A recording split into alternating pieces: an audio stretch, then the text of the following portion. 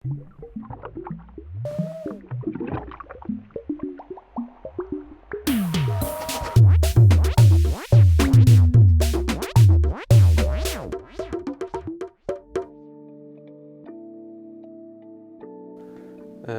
arvan, et selline eemale tõukamisega seotud lugu võiks olla,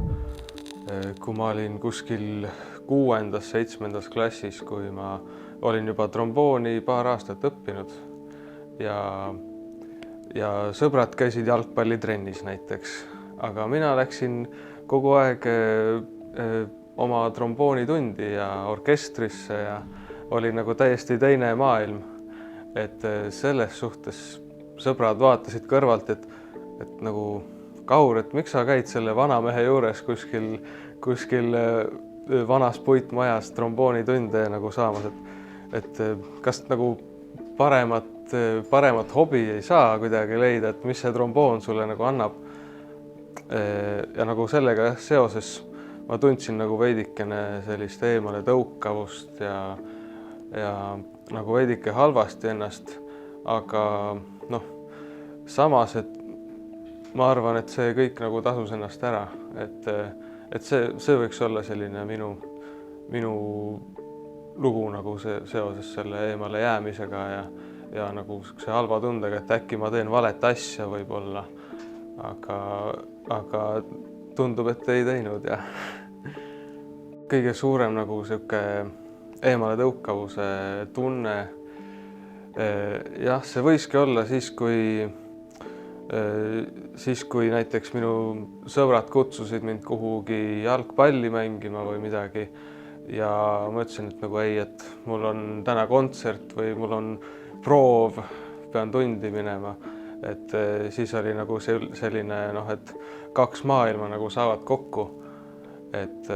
see nagu kultuuride erinevus isegi sellel samal nagu samas vanuses oli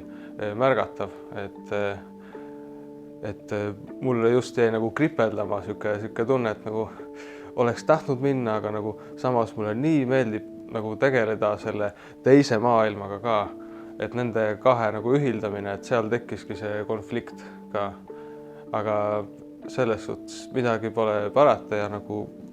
kõik nagu laabus väga hästi, aga mõnikord nagu oligi sihuke tunne, et jälle jäin millestki ilma nagu ja eemale tõugatuse emotsioon üldse on nagu, see on halb, eks ole, aga samas sealt on väga palju õppida ja minu meelest on see väga oluline elu osa, sest et kuidas sa sellele emotsioonile reageerid, sealt tulebki välja sinu enda isiksus, sinu persona ja kõik on tegelikult sinu enda kätes, et kuidas sa ise ennast hakkad mõjutama, kui sa tunned end halvasti, kas sa pigem ei tegele selle enda asjaga enam üldse või siis sa just nagu hakkad rohkem suruma selles suunas ja sa tead, mis sulle endale tegelikult meeldib. See tunne on kõikidel inimestel, et just oluline ongi see, et kuidas sa tegeled selle tundega, et jah, see võib olla, et no nüüd on kõik läbi, eks ole, et nüüd ma ei saa, universum paneb ploki peale, eks ole, aga just see, et ise edasi lükata, kui sa ise tahad nagu,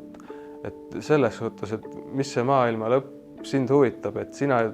tegele enda asjadega. Et kui sulle endale meeldib, siis tee lihtsalt seda, mis sulle endale meeldib ja vanemad või sõbrad või tegelikult mitte keegi ei saa sulle öelda. Ise leiad oma ressursid ja aja ja saad hakkama. Muidugi ma tahtsin nagu kaasa lüüa mõeldes, et nagu et see on selline võimalus noortele edasi anda emotsiooni ja nagu julgust tegeleda asjadega, millega nagu kõik ei tegele. Just selles vanuses on see väga oluline, sest see nagu muudab meie tulevikku ka. Et kui sul on julgust ja tahet nagu tegeleda asjaga, mis sulle endale meeldib, et siis see on nagu väga positiivne. Ja, et ma mõtlesingi seda, et see on niisugune